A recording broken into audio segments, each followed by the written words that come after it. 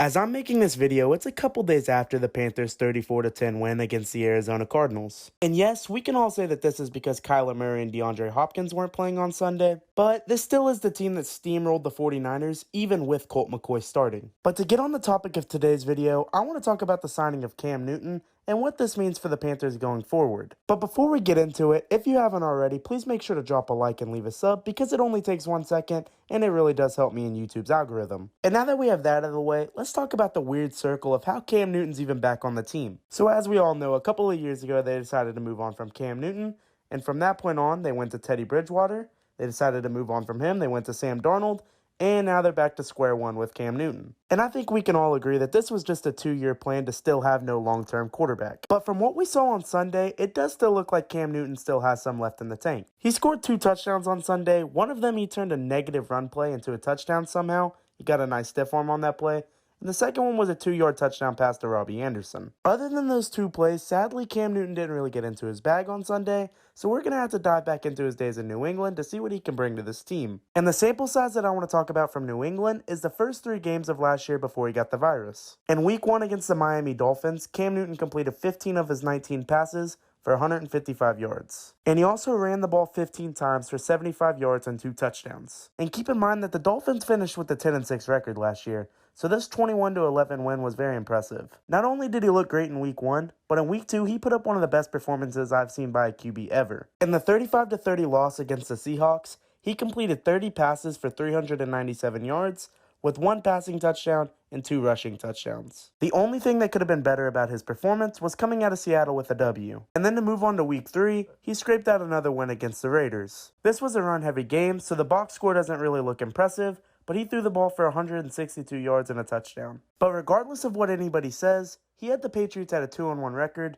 and at this moment in time, he was regarded as one of the MVP candidates for the year. But in between weeks 3 and 4, it was confirmed that he had the virus and he was going to be sidelined against the Chiefs. And this is the moment we can all look back on as where things fell apart. As when he came back, he wasn't even having half the production he was prior to having the virus. And his reasoning for this is that he couldn't keep up and he was playing from behind the rest of the season. Actually here, let me just pull up the clip so you guys can see it yourself from the I Am Athlete podcast. I was stopped and stagnant for a week, 2 weeks. Then by the time I came back, it was new terminology and it was new. I was like, hold on, but go back to level 1.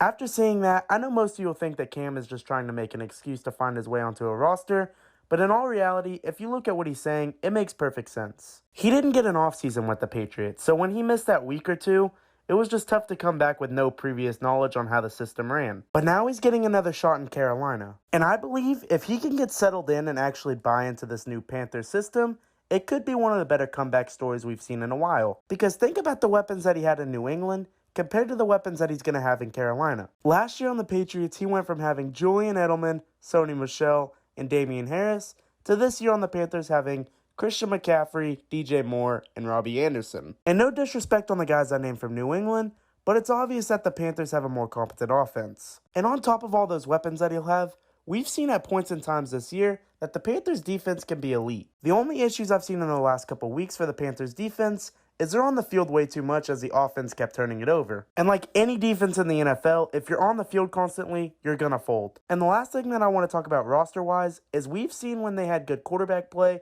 this team started out 3-0. But as Sam Darnold's productivity went down, so did the team's record. So if Cam can play anything near what Sam Darnold showed at the beginning of the year, I think the Panthers will be fine, especially when we look at their upcoming schedule. Aside from having to play the Bucs twice and the Bills once, they have some of the easiest games remaining on the schedule. Other than the 2 teams I just named, they have Washington, the Dolphins, the Falcons, and New Orleans, which are all winnable games in my eyes. So if they keep up this level of play, I do think there's a possibility where this team gets the last wildcard spot with only 8 or 9 wins. But enable for them to make the playoffs, they're going to have to outplay teams like the Vikings, the 49ers, Falcons, Giants, and Eagles. And out of those teams I just named, none of them sound like locks for the wildcard spot, so I think it's very manageable for this Carolina team to scrape into the playoffs. But I do know one thing for sure. It'll be fun to look at this Panthers team in like 3 to 4 weeks, because we could either be at the point where they love Cam Newton and they're ready for playoff football, or they could be ready to ship their whole entire team for Deshaun Watson in the offseason. Either way, I think I speak for us all when I say it's going to be nice watching Cam play on Sundays again, especially knowing that there's a chance that he can make another playoff run with the Panthers. And to close out the video, I just want to say that I am trying to be more active on this channel, but it's just tough with being a high school student and having a part-time job. But YouTube is and always has been my dream job, so look forward to seeing more content from me. And that's really all I have to say for today's video. So thank you guys for watching, and see you in the next